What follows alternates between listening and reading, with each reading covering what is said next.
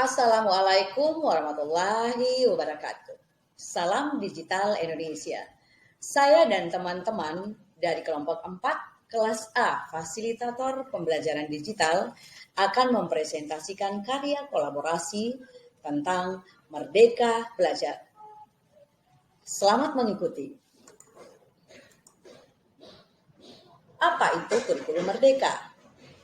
Kurikulum Merdeka yang sebelumnya disebut sebagai kurikulum prototipe dikembangkan sebagai kerangka kurikulum yang lebih fleksibel, berfokus pada materi esensial, pengembangan karakter, dan kompetensi peserta didik. Karakteristik utama pada kurikulum Merdeka. Adapun karakteristik utama dari kurikulum Merdeka yang mendukung pemulihan pembelajaran adalah yang pertama, pembelajaran berbasis proyek untuk pengembangan soft skills dan karakter sesuai profil pelajar Pancasila. Yang kedua, fokus pada materi esensial sehingga ada waktu yang cukup untuk pembelajaran yang mendalam bagi kompetensi dasar seperti literasi dan numerasi. Yang ketiga, pembelajaran yang terdiferensiasi dan melakukan penyesuaian dengan konteks dan muatan lokal.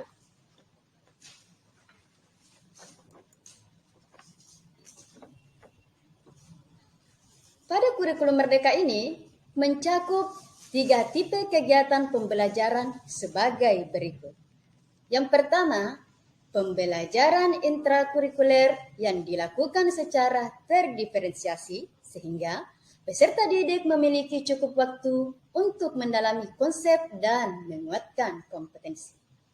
Yang kedua, pembelajaran ko-kurikuler berupa proyek penguatan profil pelajar Pancasila berprinsip pembelajaran interdisipliner yang berorientasi pada pengembangan karakter dan kompetensi. Yang ketiga, pembelajaran ekstrakurikuler dilaksanakan sesuai dengan minat murid dan sumber daya pada satuan pendidikan.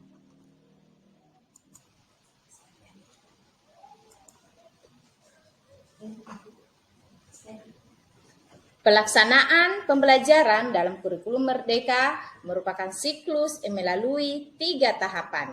Yang pertama, asesmen diagnostik. Guru melakukan asesmen awal untuk mengenali potensi dan karakteristik peserta didiknya. Asesmen pada umumnya dilaksanakan pada awal pembelajaran. Yang kedua, perencanaan. Guru menyusun pembelajaran sesuai dengan hasil asesmen diagnostik, serta melakukan pengelompokan murid berdasarkan tingkat kemampuan mereka. Yang ketiga, pembelajaran. Selama proses pembelajaran, guru akan mengadakan asesmen formatif secara berkala dan mengetahui progres pembelajaran murid. Pada akhir proses pembelajaran, guru juga bisa melakukan asesmen sumatif sebagai proses evaluasi ketercapaian tujuan pembelajaran.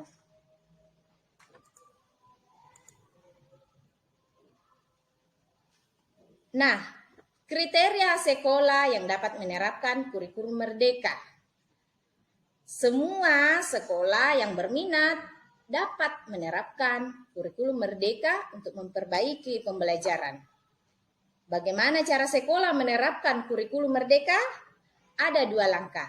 Yang pertama, mempelajari materi yang disiapkan untuk kemudian memutuskan apakah kurikulum Merdeka akan dapat diterapkan atau tidak.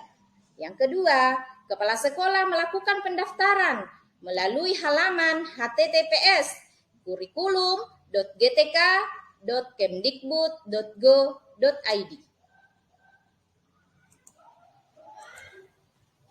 Apakah ada perubahan jam pelajaran pada penerapan kurikulum Merdeka? Tidak ada perubahan total jam pelajaran. Jam pelajaran untuk setiap mata pelajaran dialokasikan untuk 2 kegiatan pembelajaran, yakni pertama, pembelajaran intrakurikuler. Yang kedua, pembelajaran ko-kurikuler.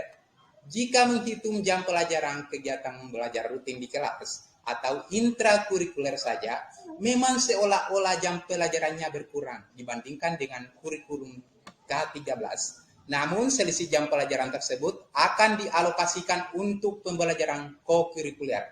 Satuan pendidikan menentukan pilihan berdasarkan angket kesiapan implementasi kurikulum merdeka yang mengukur kesiapan guru, tenaga kependidikan, dan satuan pendidikan dalam pengembangan kurikulum. Pilihan yang paling sesuai mengacu pada kesiapan satuan pendidikan. Implementasi kurikulum merdeka semakin efektif jika makin sesuai dengan kebutuhan. Ada 3 pilihan kategori implementasi kurikulum merdeka. Yang pertama, kategori mandiri belajar. Pada pilihan ini, satuan pendidikan menerapkan beberapa bagian dan prinsip kurikulum merdeka dengan tetap menggunakan kurikulum 2013 atau kurikulum 2013 yang disederhanakan. Yang kedua, kategori mandiri berubah, di mana satuan pendidikan mulai tahun ajaran 2022-2023 akan menerapkan kurikulum merdeka menggunakan perangkat ajar yang disediakan dalam platform Merdeka Mengajar sesuai dengan jenjang satuan pendidikan, yaitu perangkat ajar untuk jenjang PAUD, kelas 1 dan 4 untuk jenjang SD, kelas 7 untuk jenjang SMP, dan kelas 10 untuk jenjang SMA. Yang ketiga, kategori mandiri berbagi. Satuan pendidikan menerapkan kurikulum merdeka dengan melakukan pengembangan sendiri berbagai perangkat ajar pada jenjang PAUD, kelas 1 dan 4 untuk SD, kelas 7 untuk SMP, dan kelas 10 untuk SMA, mulai tahun ajaran 2022-2023.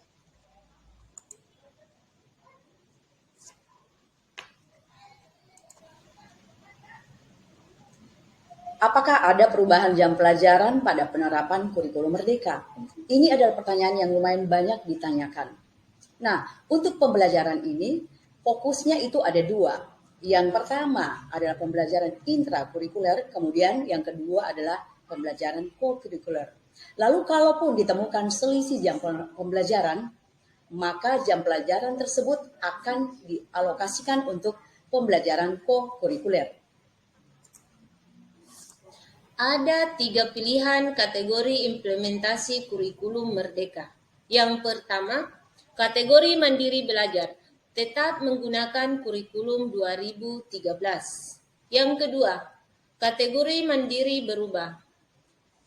Dalam satuan pendidikan, menggunakan perangkat ajar yang disediakan dalam platform Merdeka Mengajar sesuai dengan jenjang satuan pendidikan, yaitu perangkat ajar untuk jenjang PAUD, kelas 1 dan kelas 4 untuk jenjang SD, kelas 7 untuk jenjang SMP, dan kelas 10 untuk jenjang SMA. Yang ketiga, kategori mandiri berbagi. Melakukan pengembangan sendiri berbagai perangkat ajar pada satuan pendidikan anak usia dini, kelas 1 dan 4 untuk SD, kelas 7 untuk SMP, dan kelas 10 untuk SMA mulai tahun ajaran 2022-2023. Demikian presentasi dari kelompok 4 kelas A, fasilitator pembelajaran digital. Saya Eni. Saya Nur. Dan saya Saala. Saya Mursid, salam Merdeka Belajar. Dan saya Bulan. Terima kasih. Salam Digital Indonesia. Salam Merdeka Belajar. Salam bahagia.